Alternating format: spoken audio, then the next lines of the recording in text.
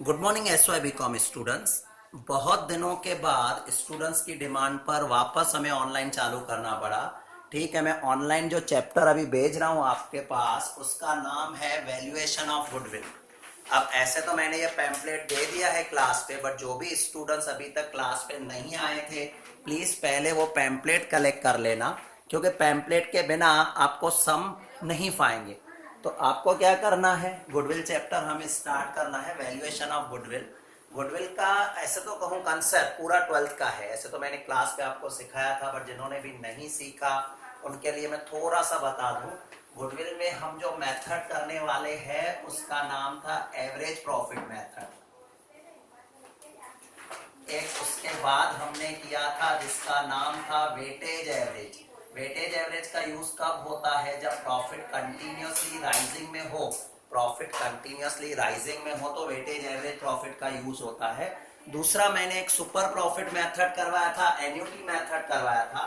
हालांकि majority students थे, but जिनको जो नहीं थे उनके लिए कंसेप्ट क्लियर करूं। सुपर प्रॉफिट किसको कहते हैं?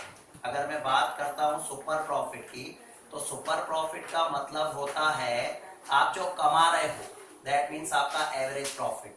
आप जो कमा रहे हो वो आपका एवरेज प्रॉफिट है, उसमें से नॉर्मल प्रॉफिट माइनस करो। नॉर्मल प्रॉफिट माइनस कर लो तो वो हो गया सुपर प्रॉफिट। सुपर प्रॉफिट को सिंपल वर्ड में मैं ऐसा कहूं कि दूसरों से कितना ज्यादा कमाते हो, दूसरों से कितना ज्यादा कमा सकते हो, ये आपका सुपर प्रॉफिट दिखाता है।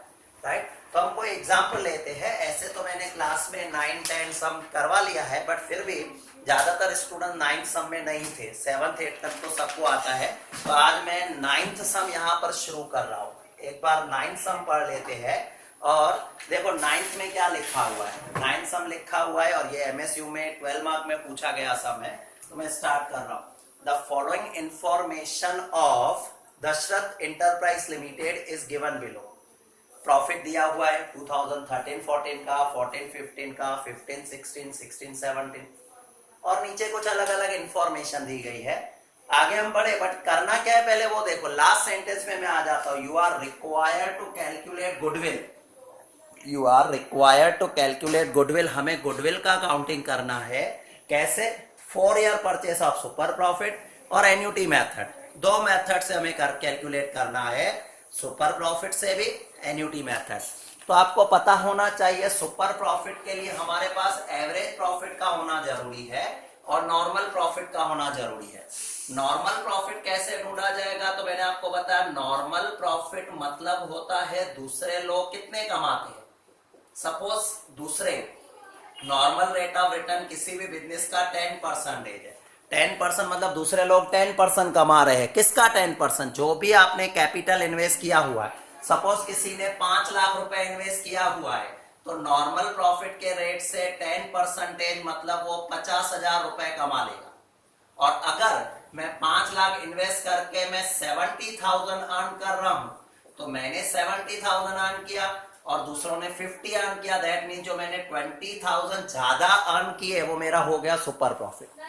सुपर प्रॉफिट हो गया। तो सुपर प्रॉफिट हमें कैलकुलेट करने के लिए एक चाहिए एवरेज प्रॉफिट और दूसरा नॉर्मल प्रॉफिट। दूसरी बात मैं आपको बताऊं, ज्यादातर जो हम गुडविल के सम करते हैं उनमें सारी फ्यूचर की बातें देखी जाती है।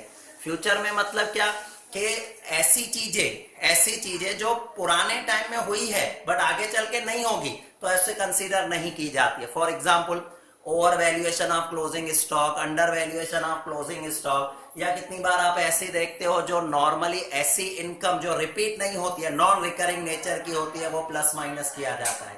तो आपका सबसे पहले कुछ वर्किंग्स करनी पड़ेगी। वर्किंग से शुरू करते हैं। आप देखो आपको कुछ प्रॉफिट्स दिए गए हैं। वर्किंग से मैं स्टार्ट कर रहा हूं।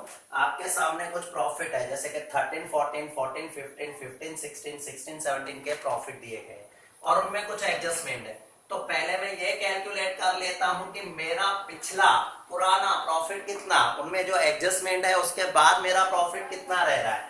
तो ये मैंने दिखा दिए ईयर, राइट, सॉरी, यहां मैं पर्टिकुलर दिखा देता हूं। पर्टिकुलर के बाद जो ईयर दिखाए गए कौन कौन से ईयर है, 13, 14, उसके बाद आपका आ रहा है 14, 15, उसके बाद है 15, 16, और लास्ट एक दिखाया गया है 16-17। आपको जो प्रॉफिट दिया गया है यहां मैं दिखा देता हूं प्रॉफिट गिवन। प्रॉफिट गिवन जो आपको प्रॉफिट दिया गया है वो मेंशन कर लेता हूं, आप पैम्पलेट में चेक कर सकते हो। आपके पास जो प्रॉफिट दिया गया है सबसे पहले 2013-14 में 3 लाख का प्रॉफिट दिया हुआ है, 3 लाख। 14-15 में देखो प्रॉफिट है 4 लाख, 15-16 में प्रॉफिट है 6 लाख और 16-17 में जो प्रॉफिट दिखाया गया है वो है 8 लाख रुपीस का प्रॉफिट है। क्या करना है आगे? अब देखो सेंटेंस क्या लिखी हुई है, पहली इंफॉर्मेशन है कैपिटल एम्प्लॉयड में be taken 31 March 2017 26 7 lakh. Capital employed का यूज कहां करेंगे वो भी मैं आपको बता दूं, जब हमें ढूंढना होगा नॉर्मल प्रॉफिट। नॉर्मल प्रॉफिट का मतलब होता है कि दूसरे लोग कितना प्रॉफिट कमा रहे हैं, तो उसकी फॉर्मूला आती है normal profit equal to capital employed into normal rate of return. Normal rate of return क्या होता है? नॉर्मल रेट ऑफ रिटर्न का मतलब होता है कि एक नॉर्मल बिजनेस करने वाले को कितना प्रॉफिट मिल सकता है। जैसे मैं अगर कहूं क्लॉथ मर्चेंट है, क्लॉथ मर्चेंट है, उसके बिजनेस में 20% प्रॉफिट तो नॉर्मली मिल जाता है। तो अगर मैं 10 लाख रुपए लगाता हूं उस बिजनेस में 20% मेरा 2 लाख का प्रॉफिट हुआ। तो कैपिटल एम्प्लॉयड क्या दिखाती है कि आपने कितने बिजनेस में पैसे लगाए हैं। यहां पर दिखाया गया है कैपिटल एम्प्लॉयड है 27 lakh. Normal rate of return आप चेक कर सकते हो, सेकंड नंबर इंफॉर्मेशन में दिखाया गया है। यहां पर लिखा है normal rate of return is 12%। तो नॉर्मल रेट ऑफ रिटर्न 12% है। अगर मैं कैलकुलेटर का यूज करते हुए यहां पर अगर कैलकुलेट कर रहा हूं तो इनका नॉर्मल प्रॉफिट क्या,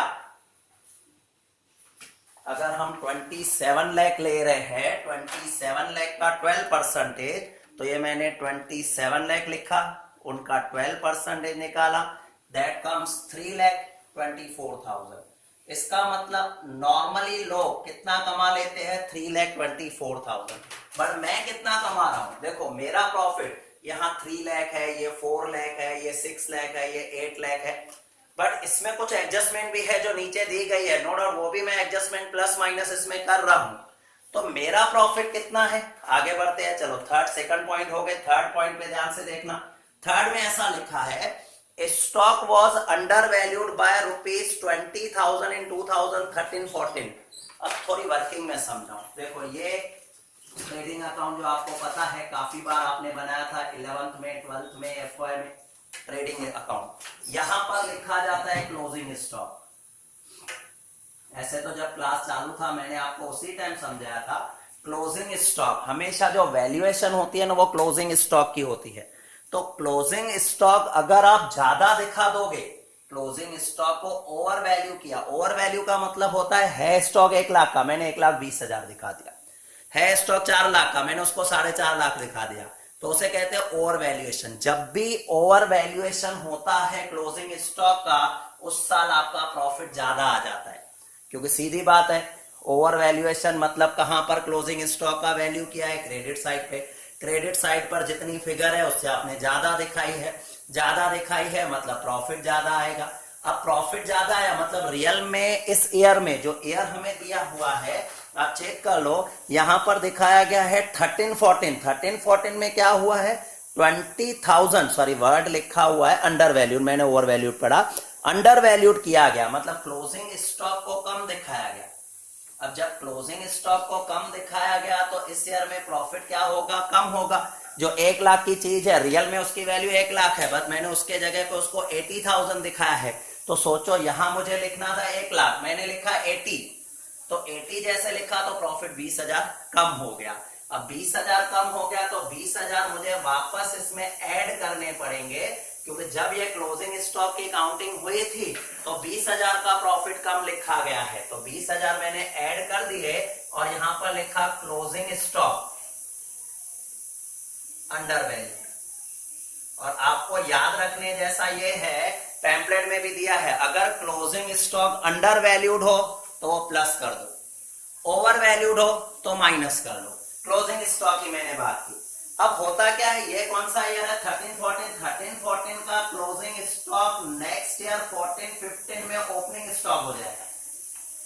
13-14 का क्लोजिंग स्टॉक नेक्स्ट ईयर क्या हो जाएगा 14-15 में ओपनिंग स्टॉक। मतलब अगर यहाँ पर आपने अंडर वैल्यू किया है तो यहाँ भी अंडर वैल्यू ही हुआ। अगर 1 लाख की जगह आपने यहाँ 80,000 लिखा है तो आगे ट्रांसफर भी 80,000 ही हुए होंगे। दैट मीन्स इसका इफेक्ट यहाँ भी आया होगा। बट यहाँ पर अगर आपने प्लस किया है तो यहाँ पर 20,000 आपको माइनस करना पड़ेगा। ये मैंने माइनस किया और यहाँ मैंने क्या लिखा opening stock, opening stock under value. आपको याद क्या रखना है, अगर ओपनिंग स्टॉक अंडर वैल्यूड हो तो वो माइनस होता है, क्योंकि ओपनिंग स्टॉक आता है डेबिट साइड पर। डेबिट साइड मतलब खर्चा, खर्चे आपने कम दिखा है तो आपका प्रॉफिट ज्यादा होगा। दैट मीन्स आपने प्रॉफिट ज्यादा दिखा दिया है तो उसको कम करना पड़ेगा। सेम सेंटेंस आगे देखो क्या लिखी हुई है, and over valued 60,000 in 14-15।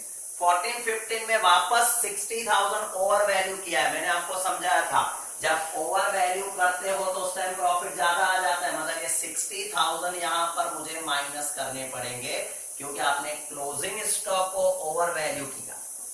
Closing stock over value. और रूल भी याद रख लो आप, अगर क्लोजिंग स्टॉक अंडर वैल्यूड हुआ तो उस ईयर प्लस हुआ, नेक्स्ट ईयर माइनस होगा। अगर क्लोजिंग स्टॉक ओवर वैल्यूड हुआ तो उस ईयर प्लस होगा, सॉरी उस ईयर माइनस होगा, नेक्स्ट ईयर ये प्लस में आ जाएगा 60,000।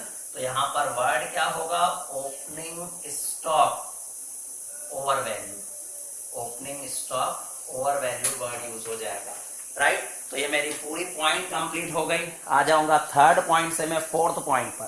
थर्ड पॉइंट मेरी कंप्लीट हो गई, अब मैं फोर्थ पे आ जाऊंगा। फोर्थ में ऐसा लिखा है non recurring income on an average basis of 9,000।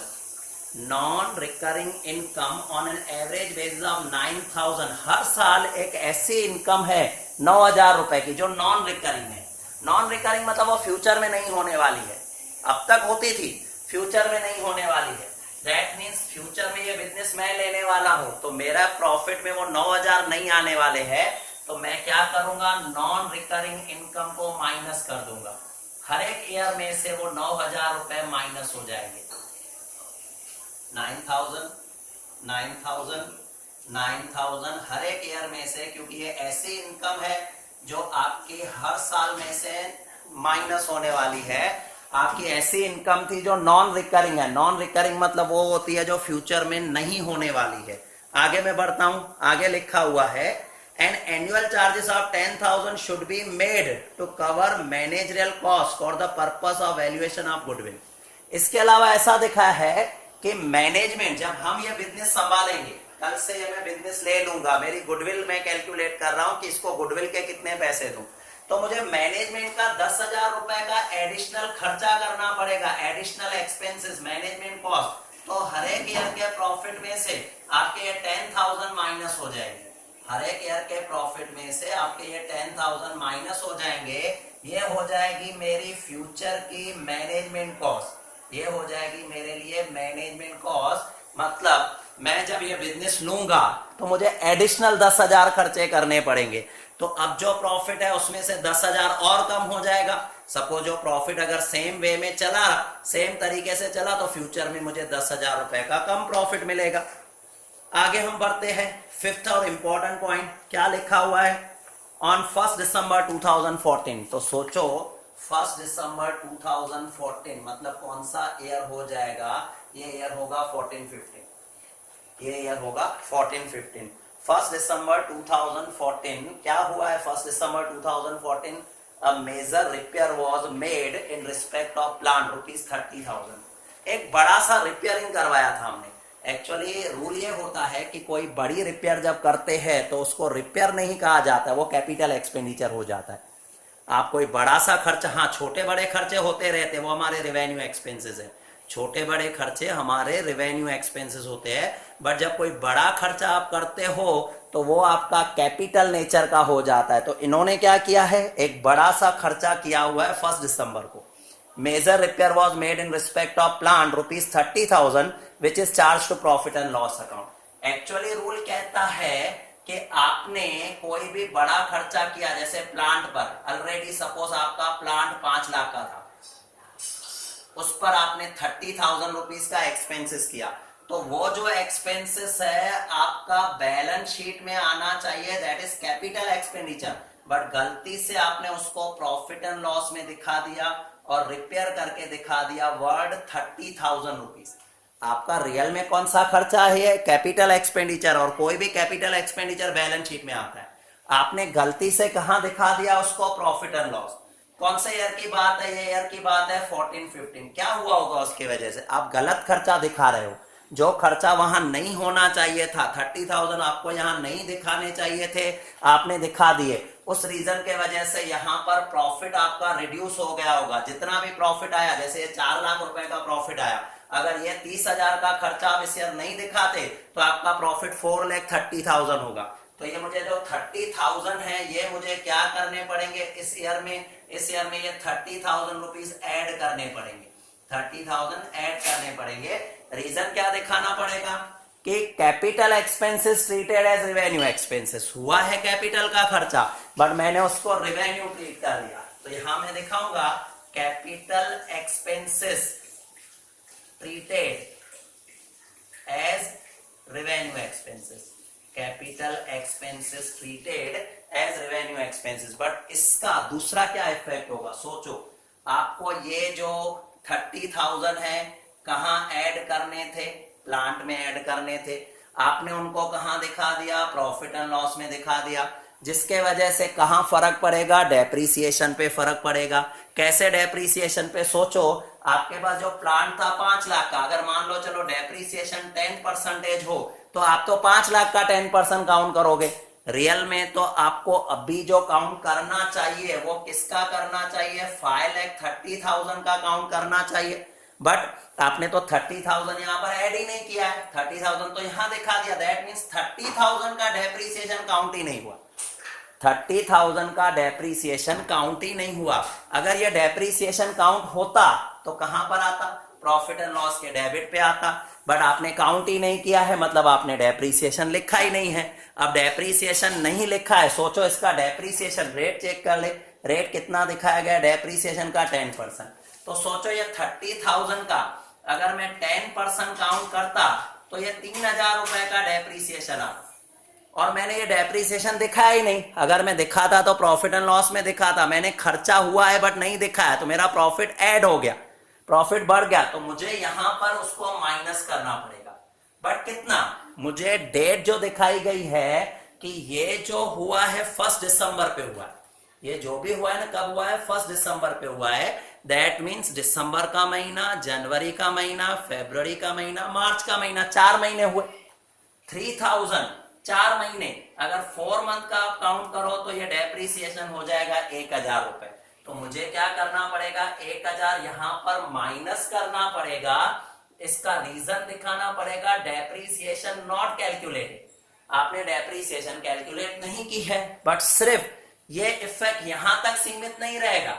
Actually आपने मशीन ऐड करनी थी 30, वो नहीं की है, मशीन ऐड नहीं की है। उसका डेप्रीसिएशन देखो इस ईयर में काउंट होता 41,000, तो बाकी इसकी वैल्यू रह जाती 29,000। बट फिर आगे भी तो डेप्रीसिएशन का इफेक्ट आता। अब नेक्स्ट ईयर तो पूरा है, यहां तो चलो दिसंबर से हमने काउंट किया तो 1,000 है, बट नेक्स्ट ईयर अगर पूरा डेप्रीसिएशन में काउंट करता हूं तो वो कितना आ जाएगा? 2,900 आएगा।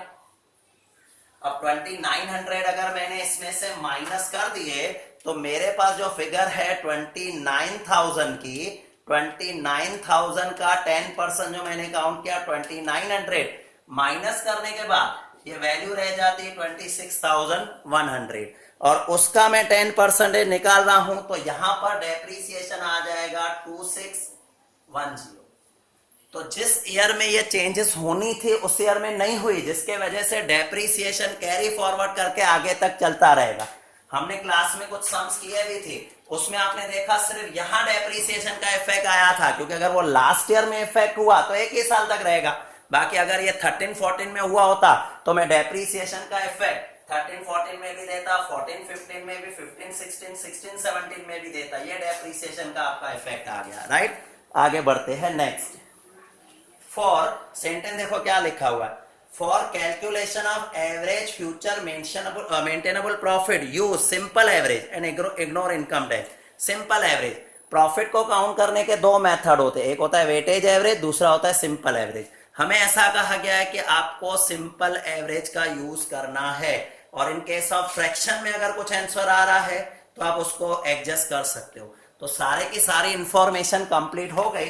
अब मैं क्या कर रहा हूं, इनका टोटल कर लेता हूं। देखो प्रॉफिट कितना, प्रॉफिट का प्लस माइनस कर लेते हैं। तो बात करते हैं फर्स्ट ईयर की।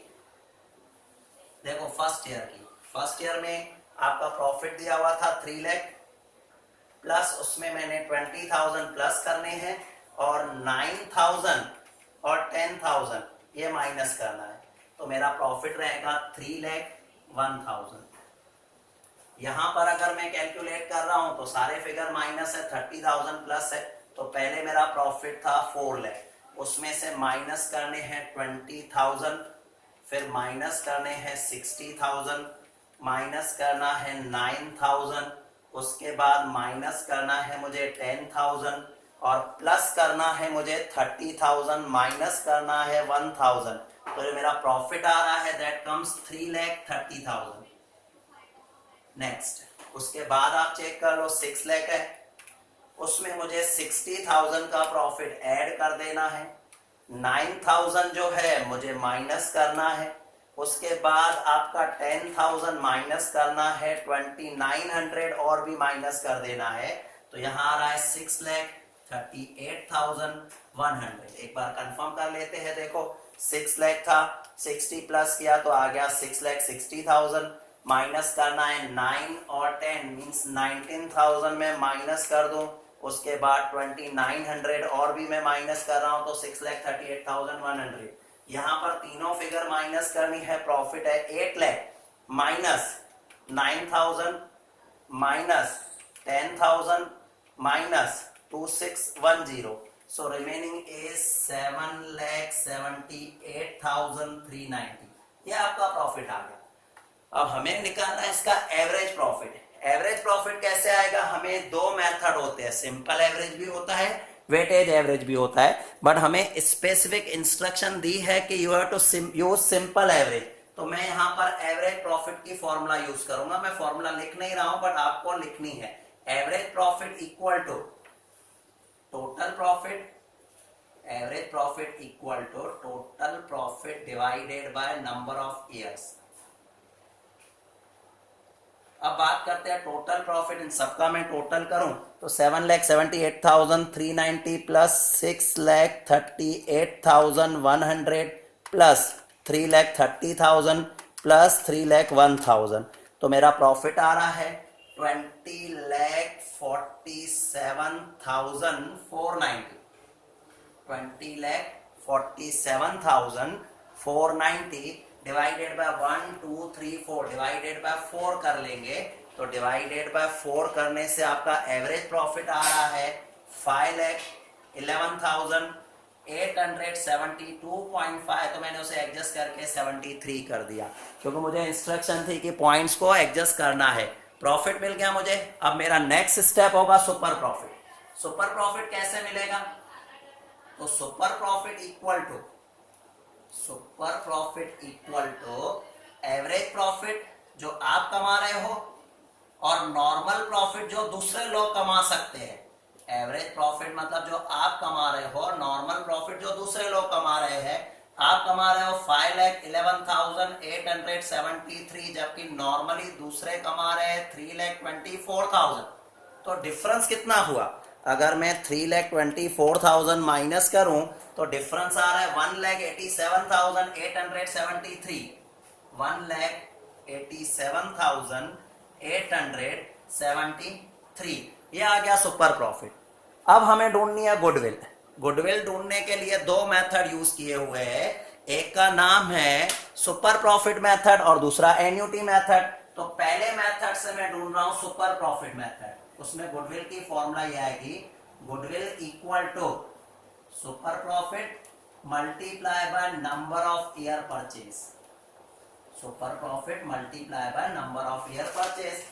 अब आपका सुपर प्रॉफिट तो आ गया 1,87,873। नंबर ऑफ ईयर परचेज देखो फर्स्ट पॉइंट में आपको शायद दिया हुआ है, नीचे सॉरी दिया हुआ है you are required to calculate goodwill for your purchase of super profit, तो इंटू 4, इसको अगर मैं इंटू 4 कर देता हूं, इसको अगर मैंने इंटू 4 कर दिया तो आपका आंसर क्या आएगा? देखो आपके पास क्या लिखा हुआ है, 1,87,873 इंटू 4, तो आपके पास आ जाएगा 7,51,492, 7,51,492, 7,51,492 आ गया। दूसरा मेथड आपको कहा है एन्युटी मेथड, जो दूसरा मेथड आपका कहा गया है वो एन्युटी मेथड है। और जब जब एन्युटी मेथड कहा जाएगा तो गुडविल की फॉर्मूला यहां पर मैं लिख लेता हूं, इजीली दिखाई देगा। Goodwill equal to super profit multiply by annuity factor, और वो एन्युटी फैक्टर हर एक सम में, हर एक क्वेश्चन में जब भी एन्युटी के बारे में पूछा जाएगा तो आपको ऑलरेडी वो बता देंगे। अब मेरा सुपर प्रॉफिट आ रहा है 1,87,873, और क्वेश्चन में कहीं भी एन्युटी फैक्टर आपको बता देंगे। जैसे सेकंड नंबर पॉइंट में दिखा है एन्युटी फैक्टर है 3.037, 3.037, इसको जो मल्टीप्लाई करोगे जो वैल्यू आ गई वो आपकी गुडविल की वैल्यू आ गई। तो ये मैंने क्वेश्चन नंबर 9 रिवाइज करवा दिया। कुछ स्टूडेंट्स का 9 ऑलरेडी हो चुका था, बट आप रिवीजन समझ के इसे कंटिन्यू करना, और जो भी स्टूडेंट्स का नहीं हुआ था उनको नोटबुक में फिर से करना। कल मैं 10, 11 सम, 2 सम आपके दूंगा, क्योंकि 10 नंबर का तो ठीक है, बट 11 नंबर का सॉल्यूशन ऑलरेडी पैम्पलेट में दिया हुआ है, तो आप कर सकते हो। 10 थोड़ा हैवी है, सम नंबर जो 10 है थोड़ा हैवी है। सिर्फ 2 स्टूडेंट्स ने क्लास में अटेंड किया था, तो मुझे थोड़ा डिटेल लेक्चर इसका तैयार करना होगा। तो आप तब तक ये 9 करो और आगे के सम रिवाइज करते रहना। Till then good bye.